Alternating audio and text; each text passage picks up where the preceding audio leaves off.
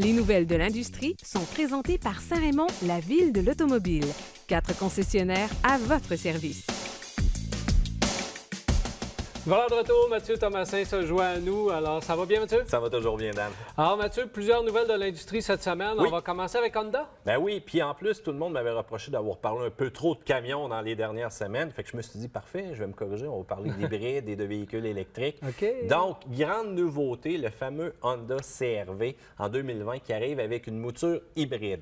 Et là, bon, alors qu'on a fait le topo, j'ai demandé à Honda, coudonc, au Canada, ça s'en vient-tu? Parce que la nouvelle était seulement aux États-Unis et on ne m'a pas donné de réponse. Mais peut-être quand vous allez regarder ce reportage-là... On va peut-être déjà l'avoir. Exactement, on va peut-être déjà l'avoir, mais c'est pas grave. C'est ça le monde des nouvelles qui va vite, Dan. Et on arrive quand même avec un petit peu de retouche esthétique, mais le grand changement majeur, c'est vraiment le système hybride et non seulement on joint aussi la fameuse traction intégrale à ça. Donc, c'est quand même une première pour Honda. Il faut dire que le moteur de base maintenant, si jamais vous allez avec un CR-V, ça ne sera plus le fameux 2.4 qui était pourtant extrêmement fiable, qu'on avait confiance en celui-ci. Et le 1.5 turbo, on a entendu quelques histoires. Hein? Ouais. Fait que grosso modo, ça va être rendu ce moteur-là qui va être de base aux États-Unis aussi. Donc, pour nous, Canadiens, ça ne change rien, mais aux États, d'après moi, ça va être quand même un grand move. Donc, des hauts, des bas. Et si vous allez avec la version hybride, bien là, c'est un autre moteur. Donc, c'est un 2 litres, 4 cylindres. On ajoute les cycles Atkinson à celui-ci et on va jumeler 2 moteurs électriques pour une puissance combinée de 212 chevaux. Donc, ça va avoir quand même un petit punch là, pour un 2 litres comme ça. Traction intégrale, je vous l'ai mentionné, et on parle d'une économie d'essence de 50 d'amélioration versus les motorisations qu'on avait. Là, je commence à trouver que ça a pas mal d'allure. Et on partage cette mécanique-là avec qui? Avec la fameuse Honda Accord hybride. Ça va être intéressant. Je suis content qu'on commence à arriver avec de l'hybridation dans les SUV et surtout qu'on maintienne le système traction intégrale. Donc ça, on vient rejoindre Toyota, on vient rejoindre d'autres compagnies. On devait arriver de ce côté-là avec Honda et ça a été long. Ça a été très long d'arriver parce qu'on avait déjà les systèmes hybrides. On sait déjà que c'est fiable chez Toyota. On avait tout, chez Honda, on avait toute la technologie possible et inimaginable qu'on pouvait placer dans le véhicule. Leur système hybride, je ne l'ai pas analysé celui-là, mais leur système où tu intègres le moteur électrique entre le moteur et la transmission, c'est d'une simplicité remarquable et c'est efficace. Oui, c'est efficace. Donc, on travaille déjà dans l'hybride depuis fort longtemps. Puis là où on va chercher de l'économie, c'est-à-dire dans les SUV, dans les camions, on ne le mettait pas. On mettait d'une Civic qui était déjà économique. Et là, alors, bravo d'arriver dans le CR-V. Enfin, oui, mais il ne faut pas oublier que ça va être une question de disponibilité. Si on a appris des autres manufacturiers, si on regarde Toyota, c'était difficile d'avoir un RAV4 hybride là, dans les dernières semaines qu'on a discuté. Je sais qu'on a une grosse demande. J'espère qu'on va être prêt à répondre à la demande. Et c'est tout le monde qui est présentement en train d'embarquer là-dedans. Là.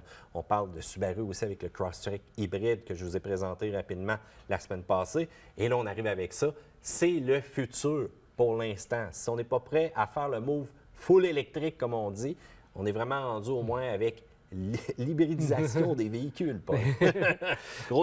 Grosso modo, j'ai hâte de voir la performance. C'est une bonne nouvelle. Ouais, c'est une bonne nouvelle. Pour le marché en général, c'est une bonne nouvelle. Oui, et là, on va tourner un petit peu le fer dans la plaie à un autre manufacturier qui décide de couper sa gamme i. Bien, c'est BMW qui décide que c'est terminé pour la i3. Donc, c'est des...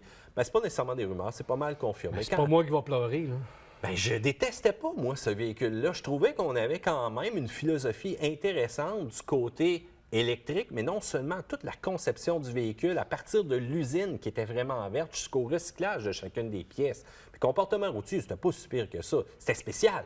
C'était spécial. Mais c'était pas si pire que ça. Mais les pneus d'hiver, c'était tannant, par exemple, là-dessus.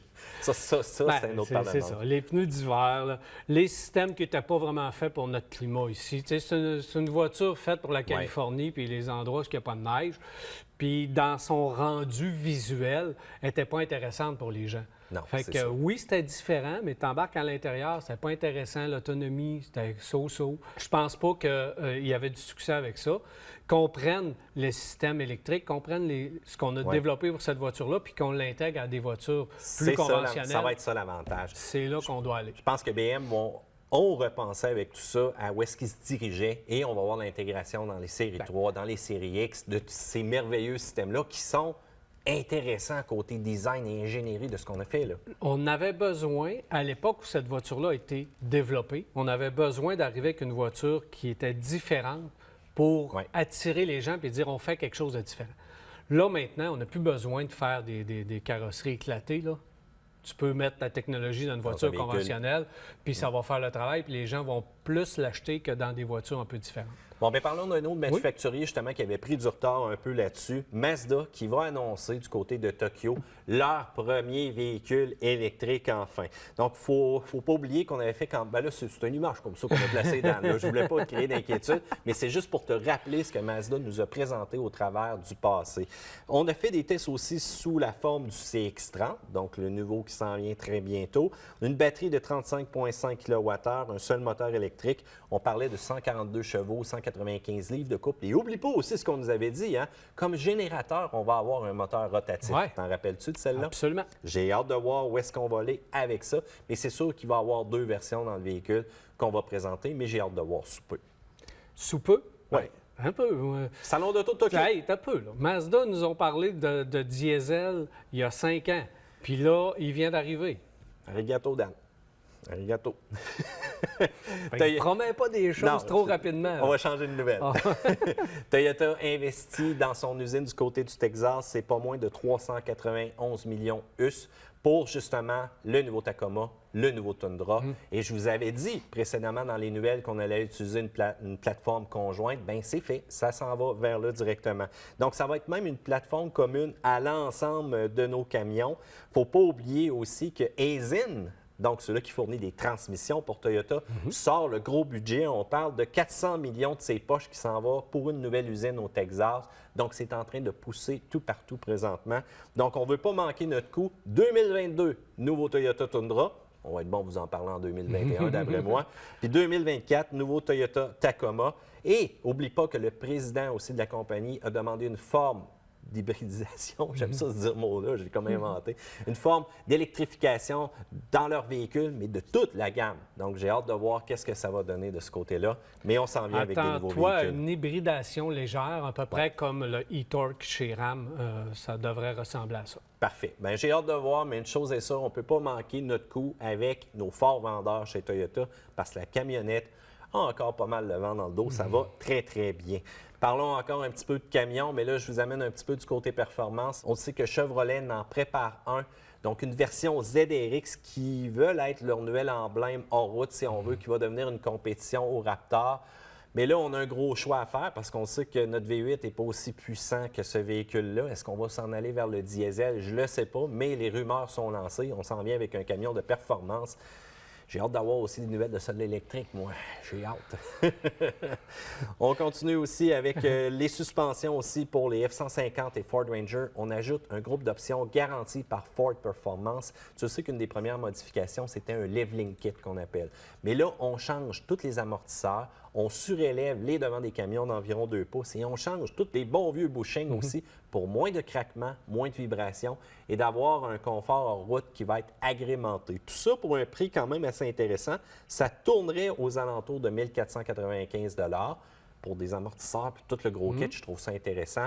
Donc, on va avoir des capacités aussi d'angle d'attaque et d'angle de départ, voire même en dessous du véhicule plus importantes. Donc, pour ceux-là qui sont vraiment amateurs d'aventure, comme moi, ça nous plaît, ce genre de petites Pourquoi pas? nouvelles-là. Moi, je pense pas que ce soit le type de véhicule pour aller faire du hors-route, mais pour le look, je pense que ça peut faire le travail. Parfait. Dans la dernière nouvelle, on parle de nouveaux pneus qui sont lancés sur le marché. Donc, Firestone arrive avec le fameux Destination XT.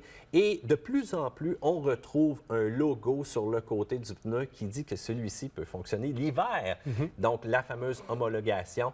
Je dois avouer qu'on a fait nos devoirs du côté de Firestone. J'ai été quand même assez impressionné de voir un pneu aussi agressif.